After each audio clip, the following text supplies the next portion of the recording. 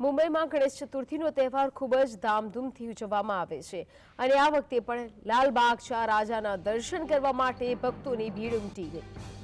દર વર્ષની જેમ આ વર્ષે પણ ભક્તો લાલબાગ ચા રાજાના પ્રથમ દર્શન માટે ખૂબ જ ઉત્સુક હતી અને આખરે ભક્તોએ તેમના બાપ્પાના દર્શન થઈ ગયા છે। આ વખતે બાપ્પાના 16 કરોડનો મુગટ પહેરાવવામાં આવ્યો છે, જે આકર્ષણનું કેન્દ્ર બન્યો છે। મુંબઈમાં લાલબાગના રાજાની પ્રતિમાનો ભવ્ય દેખાવ ભક્તોની આકર્ષણનું કેન્દ્ર રહે છે। મૂર્તિની ડિઝાઇન દર વર્ષે બદલાતી રહે છે। ગણેશોત્સવ દરમિયાન અહીં મોટી સંખ્યામાં લોકો પોતાની ઈચ્છા સાથે ગણપતિના દર્શન કરવા આવે છે। લાલબાગ ચા રાજા માત્ર ગણપતિની પ્રતિમા નથી, પરંતુ તે મુંબઈની સંસ્કૃતિ, એકતા અને ધાર્મિક લાગણીઓનું પ્રતીક પણ છે।